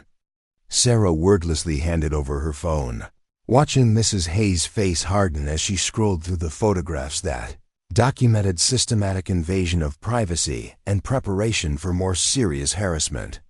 The images represented hours of careful observation, planning that had begun well before yesterday's library confrontation, and suggested coordination between multiple people working in shifts to maintain constant surveillance. "We need to call Detective Morrison immediately," Mrs. Hayes said, her teaching instincts automatically shifting into crisis management mode. This level of surveillance and intimidation goes well beyond simple harassment. They're preparing for something more serious. Sarah nodded, though part of her wondered what law enforcement could actually do about people who were technically operating within legal boundaries, while obviously preparing for illegal activities. The photographs had been taken from public areas. The text messages contained no explicit threats, and Tank's organization was apparently sophisticated enough to avoid creating evidence that would support criminal charges. They're escalating exactly the way Detective Morrison predicted, Sarah realized as she made the call. Increasing pressure until continued resistance becomes too costly to maintain. Mrs. Hayes was already moving through her house, checking window locks and calling her son Tom to report the overnight surveillance. Her movements were efficient and purposeful, those of someone who had accepted that their peaceful retirement was temporarily suspended in favor of active conflict with people who represented everything she'd spent her career fighting against. Detective Morrison answered on the second ring, his immediate availability, suggesting he'd been expecting contact rather than hoping the situation would resolve itself overnight. His questions were sharp and focused, designed to gather evidence that might support criminal charges while also assessing the immediate threat level. How many different angles are represented in the photographs? He asked after Sarah had described the content of the text messages. This will help us determine how many people were involved in the surveillance and whether they're using professional equipment. Sarah counted carefully, her corporate security background automatically cataloging the technical aspects of the harassment campaign. At least 6 different positions around the property, probably taken over several hours based on the changing light conditions. The image quality suggests professional cameras rather than phone photography. Morrison's pause was telling, indicating that the surveillance operation was more sophisticated than typical harassment cases. Miss Chen, this level of planning and equipment suggests we're dealing with people who have significant resources and experience with intimidation campaigns. I need you to understand that your safety situation has escalated beyond what typical police protection can address. The statement was both honest and alarming, confirmation that her instincts about the seriousness of the threat had been accurate. Tank and his associates weren't random criminals acting impulsively. They were organized, experienced, and apparently well-funded enough to conduct operations that resembled corporate or military intelligence gathering. What does that mean for my ability to continue working at the library? Sarah asked, though she suspected the answer would require choosing between personal safety and professional responsibility. Morrison's response was carefully diplomatic. I can't recommend that you alter your daily routines based on criminal threats, but I also can't guarantee your safety if you maintain predictable patterns that make you easy to target. The advice was essentially meaningless, Sarah realized. She was being told simultaneously to continue normal activities and to avoid predictable patterns, to refuse intimidation while also acknowledging that protection wasn't available. The contradiction reflected the limitations of law enforcement when dealing with criminals who were smart enough to operate within technical legal boundaries while obviously preparing for violence. Mrs. Hayes had finished her own phone calls and rejoined the conversation, her expression indicating that community support networks were mobilizing faster than official channels. Tom has contacted several people with security experience who are available to provide protection services, she reported. They're treating this as a community defense issue rather than waiting for law enforcement solutions. The development was reassuring but also highlighted the failure of official systems to protect citizens who had done nothing more than report criminal activities through proper channels. Sarah was essentially being forced to organize private security because public safety resources were insufficient to address sophisticated harassment campaigns. Detective Morrison, what can you tell me about the ongoing investigation Tom mentioned yesterday? Sarah asked, hoping for information that might help predict Tank's next moves. Are there pending charges that might resolve this situation without continued escalation? Morrison's careful response suggested he was balancing information sharing against operational security concerns. There are several active investigations involving Marcus Rodriguez and his associates, but I can't discuss details that might compromise those operations. What I can tell you is that your complaints provided valuable documentation of activities we'd been monitoring through other channels. The confirmation that her library complaints had contributed to official investigations provided some vindication for the harassment she was enduring, but it also meant that Tank's anger was based on genuine damage to his criminal operations rather than simple personal animosity. He had specific, significant reasons for wanting her to stop interfering with his activities. How long before those investigations result in arrests? Mrs. Hayes asked, her question cutting directly to the timeline that would determine how long Sarah needed protection. Morrison's pause was longer this time, suggesting the timeline was uncertain or disappointing. Criminal investigations involving organized activities can take months or years to develop sufficient evidence for prosecution. In the meantime, we're doing everything possible to protect witnesses and community members who have provided assistance. The timeline was devastating news for Sarah's immediate situation. She couldn't maintain heightened security and community protection for months while waiting for law enforcement to build cases against people who were actively escalating their harassment. Something would have to change much sooner, either through Tank's organization deciding the pressure wasn't worth maintaining, or through some other resolution that stopped the immediate threat. Mrs. Hayes seemed to understand the implications. As well, Sarah, dear, you need to consider whether continuing at the library is safe under these circumstances. Nobody would blame you for relocating until this situation is resolved. The suggestion was practical but represented everything Sarah had been trying to avoid since arriving in Maplewood 3 years earlier. She'd already relocated once to escape a dangerous situation, abandoning a career and social connections to start over in a place where her past couldn't follow. Doing so again would establish a pattern of retreat that could continue indefinitely if she encountered similar problems in the future. If I leave now, Tank wins, Sarah said, expressing the fundamental principle that made retreat feel like capitulation. He gets what he wanted, which is removing obstacles to his criminal activities, and he learns that harassment campaigns are effective against people who try to stand up to him. Mrs. Hayes nodded approvingly, though her expression showed concern about the personal costs of continued resistance. That's admirable reasoning, but principles won't protect you if these men decide to escalate to actual violence. You need to balance idealism with realism about what you're facing. The conversation was interrupted by the arrival of Tom Hayes and 2 other men whose bearing immediately suggested military or law enforcement backgrounds. Their presence transformed Mrs. Hayes' comfortable living room into something resembling a tactical planning session, complete with maps, communication equipment, and the kind of focused intensity that comes from people accustomed to high stakes operations. Tom made introductions that confirmed Sarah's assessment of the newcomer's qualifications. This is Captain James Mitchell, retired from the fire department, but with extensive emergency response experience. And this is Sergeant Dave Chen, recently separated from the Army and currently working private security. Captain Mitchell was a tall, weathered man in his early 60s whose calm competence suggested decades of experience managing crisis situations.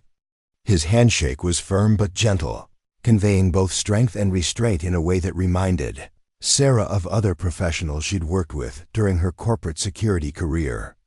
Sergeant Chen shared Sarah's surname but no family connection, a coincidence that nonetheless created an immediate sense of kinship. His alert eyes and careful posture indicated recent military service and ongoing involvement in security work that required constant situational awareness. We've reviewed the photographs and assessed the surveillance operation, Captain Mitchell reported, his tone professional but reassuring. This is definitely sophisticated harassment, but it's also evidence of planning that suggests they're still in preparation phases rather than immediate action. Sergeant Chen nodded in agreement while spreading printed copies of the surveillance photos across Mrs. Hayes' coffee table. The positioning and timing indicate they're conducting pattern analysis rather than targeting for immediate assault. They're trying to identify vulnerabilities and optimal timing for future harassment.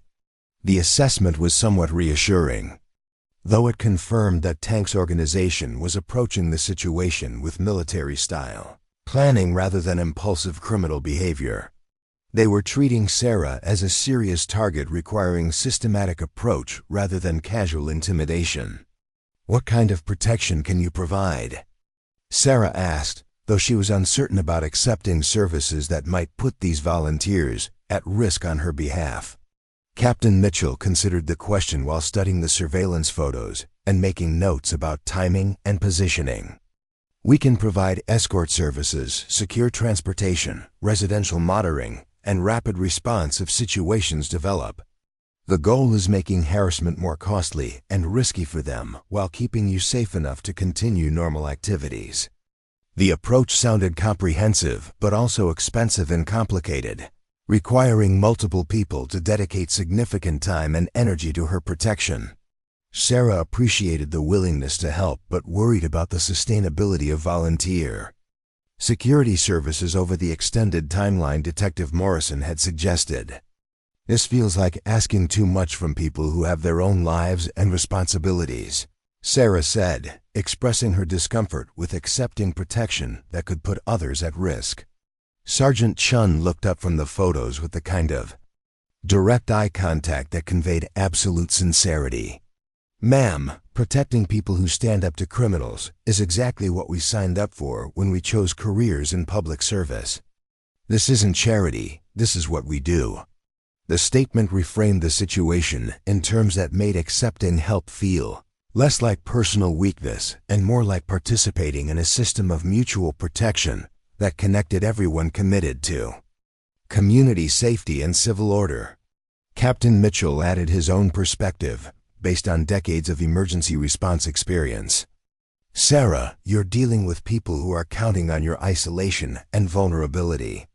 The best way to defeat their strategy is ensuring you're neither isolated nor vulnerable." Mrs. Hayes served coffee while the security assessment continued, her domestic routine providing normalcy within the increasingly tactical planning session. The contrast between her comfortable living room and the discussion of surveillance countermeasures highlighted how quickly ordinary life could transform into something resembling a military operation. "What's our timeline?" Tom Hayes asked, consulting notes he'd made during his own phone conversations. "How long can we maintain this level of protection before volunteer fatigue becomes a problem?" Captain Mitchell considered the question while reviewing resource lists and availability schedules. "We can provide comprehensive coverage for several weeks, possibly longer if we can recruit additional volunteers. But realistically, this situation needs resolution within a month to be sustainable." The timeline put additional pressure on law enforcement to accelerate their investigations or find other ways to address Tank's harassment campaign. Sarah couldn't ask community members to disrupt their lives indefinitely, but she also couldn't simply wait for criminals to lose interest in targeting her. "What if we take a more proactive approach?" Sergeant Chen suggested, his military background apparently leading him toward offensive rather than purely defensive strategies. "Instead of just protecting Sarah, we could gather intelligence about their operations and provide law enforcement with evidence that supports arrests." Detective Morrison had remained on speakerphone during the planning session, and his response to the suggestion was immediate and firm. "I appreciate the offer of assistance, but civilian intelligence gathering could compromise official investigations and put volunteers at legal risk. We need to maintain clear boundaries between community support and law enforcement operations." The limitation was frustrating but understandable, another example of how legal and procedural requirements could prevent effective responses to people who weren't constrained by similar rules. Tank's organization could engage in surveillance, harassment, and intimidation while community defenders were restricted to reactive measures. So we protect Sarah while hoping law enforcement eventually builds cases that result in arrests. Mrs. Hayes summarized, her tone suggesting skepticism about the effectiveness of such an approach. Meanwhile, these criminals continue operating and potentially targeting other community members. Morrison's response acknowledged the limitations, while defending the necessity of proper procedures. It's not a perfect system, but it's the only way to ensure that evidence collection and arrests will result in convictions rather than dismissed charges. The conversation was producing a comprehensive protection plan but also highlighting the fundamental challenges of defending against sophisticated criminal harassment through volunteer community action. Sarah appreciated the support while recognizing that the situation was requiring extraordinary efforts from ordinary people who shouldn't have been forced into security roles. Her phone buzzed with another text message, this one containing a single photograph that made everyone in the room pause their planning. The image showed Mrs. Hayes' house, taken from the street during the current morning, with both Sarah's and Mrs. Hayes' cars visible in the driveway. The message was clear. Tank surveillance had followed them to their new location, and the scope of potential targets had expanded to include anyone providing Sarah with support. Mrs. Hayes was no longer just a community ally helping with security planning. She was now a direct target for people who viewed assistance to Sarah as interference with their criminal activities. "They're escalating again," Captain Mitchell observed, his professional calm masking obvious concern about threats. "Expanding to include elderly community members. This suggests they're either very confident about avoiding law enforcement consequences or very desperate to stop Sarah's interference." Sergeant Chen was already moving toward the windows, checking sight lines and potential surveillance positions around Mrs. Hayes' property. His movements were automatic and practiced, those of someone accustomed to rapid threat assessment and security planning. "Mrs. Hayes, you need to consider whether continuing to host Sarah puts you at unacceptable risk," Tom said, his concern for his mother's safety obvious despite his support for community defense efforts. Mrs. Hayes fixed her son with the stern look that had convinced countless students to reconsider poor decisions. "Thomas Hayes, I've been dealing with bullies longer than you've been alive. I'm not about to let a few criminals dictate who I can have as guests in my own home." The response was characteristic but also highlighted how Tank's escalation was forcing elderly community members to choose between personal safety and moral principles. Mrs. Hayes shouldn't have been required to demonstrate courage against criminal threats in order to provide assistance to someone who had done nothing more than report illegal activities. Detective Morrison's voice cut through the developing argument. "The surveillance expansion confirms that Rodriguez and his associates view this as a broader conflict rather than just personal harassment of Miss Chen. Everyone involved in providing support should consider their personal security carefully." The warning was appropriate, but also demoralizing. Confirmation that Tank's strategy of expanding targets was already achieving its goal of making community support more costly and risky for volunteers. If people became afraid to help Sarah, her isolation would increase, and her vulnerability would grow accordingly. Captain Mitchell had completed his assessment of the new surveillance evidence and rejoined the conversation with obvious concern. "The photography quality and timing suggest they have multiple teams conducting coordinated surveillance. This isn't casual harassment anymore. This is a systematic campaign." The escalation meant that community protection efforts would need to become correspondingly sophisticated, requiring resources and expertise that might not be available through volunteer networks.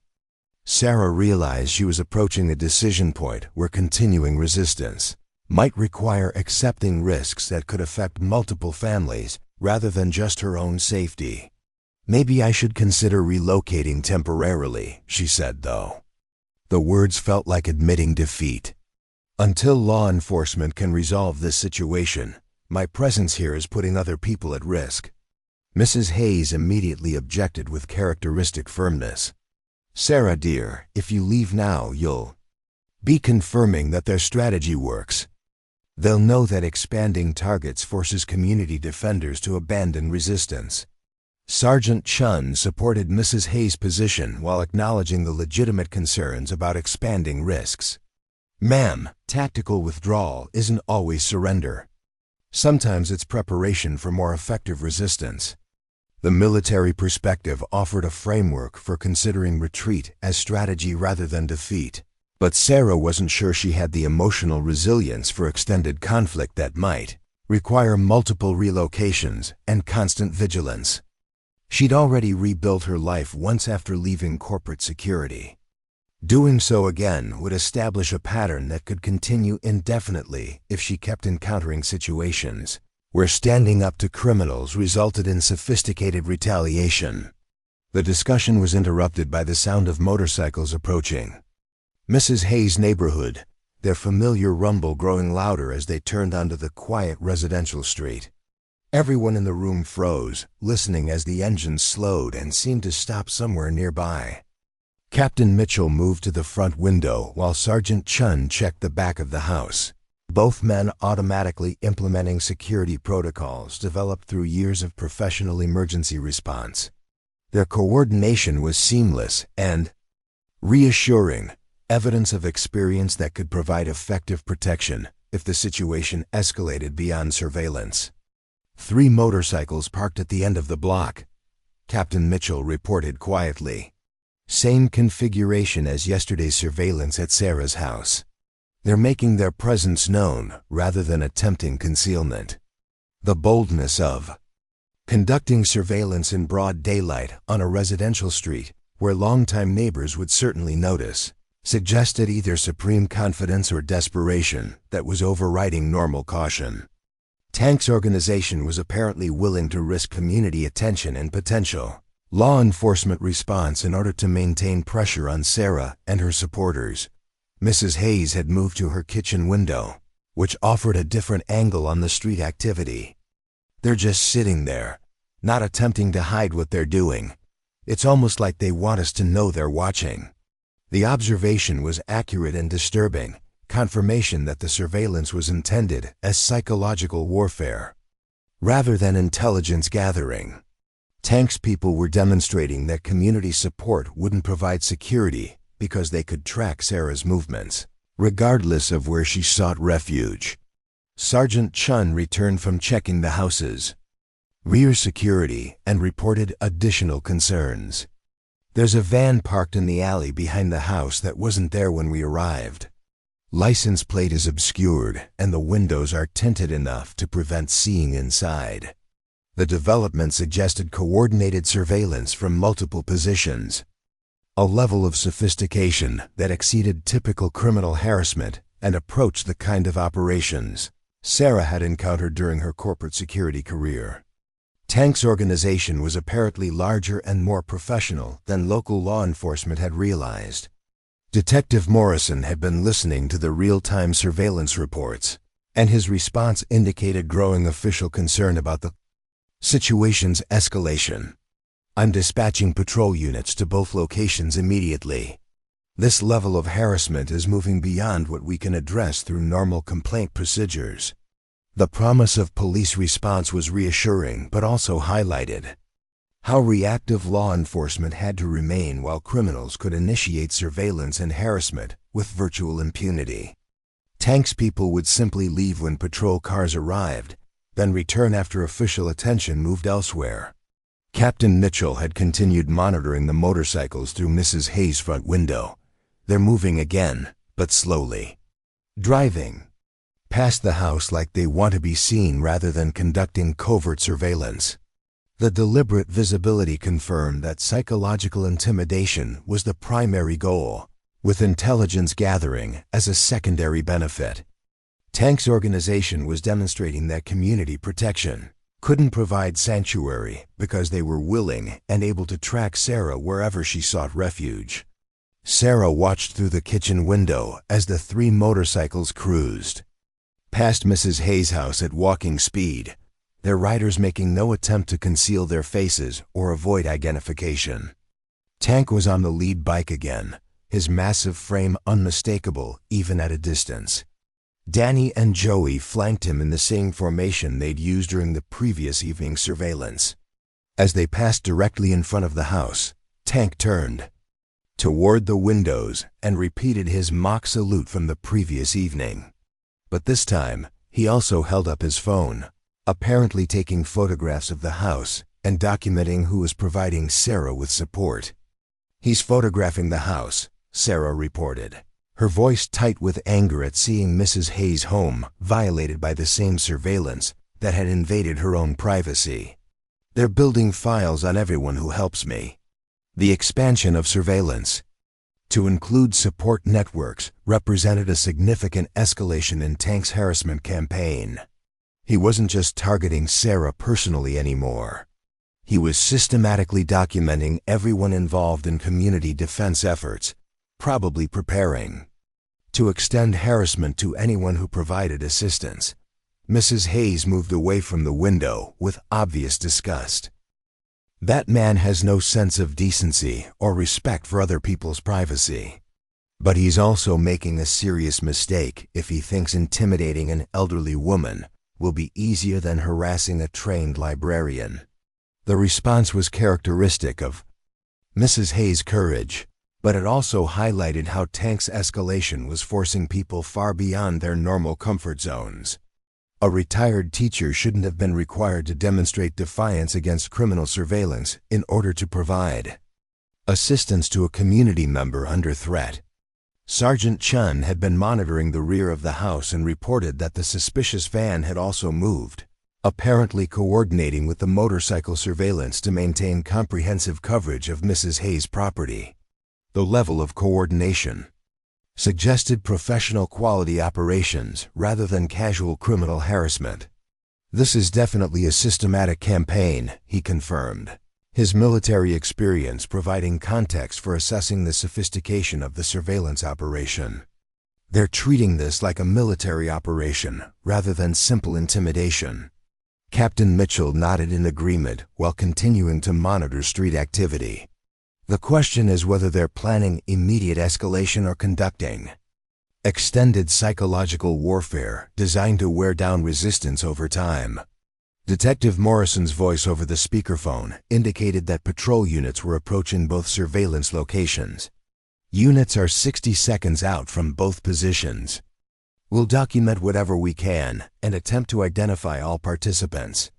The police response would provide temporary relief, but wouldn't address the fundamental problem of criminals who were sophisticated enough to operate within technical legal boundaries while obviously preparing for illegal activities.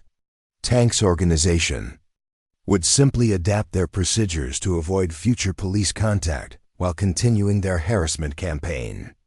Sarah realized she was approaching another decision point where continued resistance would require accepting escalated risks not just for herself but for everyone providing support. Mrs. Hayes had already become a target. Tom Hayes was organizing community security networks that could put multiple families at risk, and volunteers like Captain Mitchell and Sergeant Chen were dedicating time and energy that should have been available for their own families and responsibilities. "I think I need to consider whether my continued presence in Maplewood is fair to people who are supporting me," Sarah said, though speaking the words aloud felt like accepting defeat. Tank's escalation is affecting innocent people who shouldn't have to deal with criminal harassment. Mrs. Hayes immediately moved to Sarah's side with obvious determination. "Sarah Chen, you listen to me carefully. If you leave now because criminals have made threats, you'll be teaching them that harassment campaigns work and encouraging them to use the same tactics against other community members in the future." The argument was compelling but also required Sarah to accept responsibility for outcomes that extended far beyond her personal situation. Standing up to Tank's harassment had become a test case for community resistance to criminal intimidation, with implications for every future situation where ordinary citizens needed to choose between safety and principle. Captain Mitchell supported Mrs. Hayes' position while acknowledging the legitimate concerns about expanding risks. The community has made a collective decision to support your resistance rather than submit to criminal intimidation. That decision belongs to all of us, not just you. The perspective helped Sarah process her guilt about involving others while maintaining focus on the broader principles at stake. Tank's harassment campaign was an assault on community governance and public safety that affected everyone who used public institutions or relied on civil order for their security. Sergeant Chen had moved to a position where he could monitor both the front and rear of the house while maintaining communication with the group. Police units are arriving at both surveillance locations. The motorcycles are departing, but the van is remaining in position. The differential response suggested that Tank's organization was prepared for police contact and had protocols for managing official attention without completely abandoning their surveillance operations. The van's continued presence indicated they weren't deterred by law enforcement response and planned to maintain pressure despite official intervention. Detective Morrison confirmed the police contact results. We've documented 3 motorcycles leaving the area, but the riders were cooperative and claimed they were simply enjoying a morning ride through residential neighborhoods. No obvious legal violations we can cite.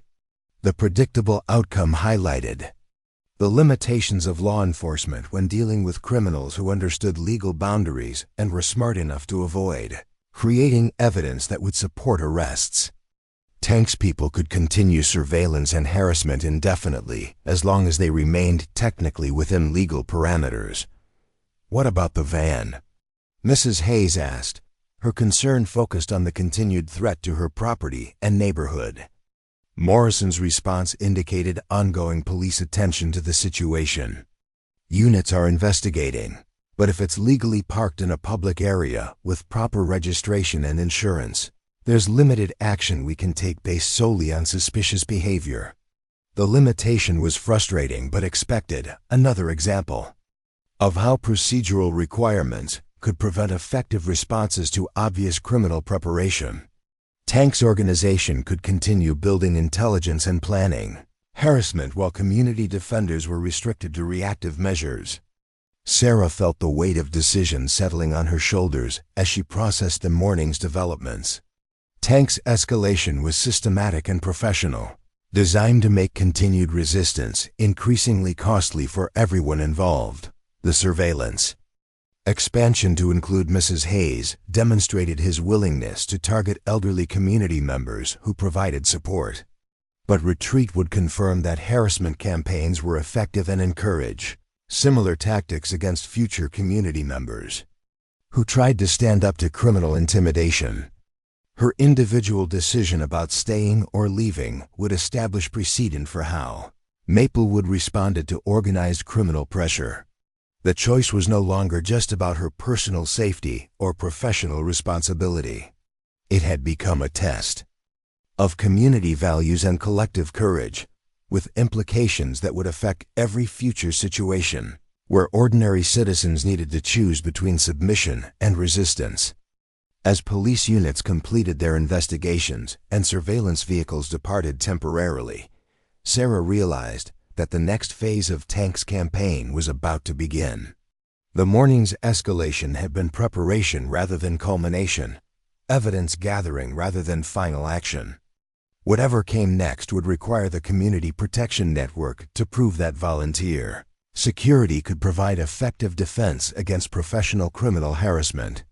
The test would determine not just Sarah's future in Maplewood, but the community's collective willingness to defend public institutions and civil order against people who believed intimidation and violence were acceptable tools for controlling community resources. Standing in Mrs. Hayes' kitchen, surrounded by people who had volunteered to put themselves at risk rather than submit to criminal pressure, Sarah felt something she hadn't experienced since leaving her corporate security career: the possibility that ordinary citizens working together might actually be able to defeat people who relied on fear and isolation to achieve their goals. The battle for Maplewood's soul was just beginning, but for the first time since Tank had walked into her library, Sarah believed it might be winnable. Up next, you've got two more standout stories right on your screen. If this one hit the mark, you won't want to pass these up. Just click and check them out.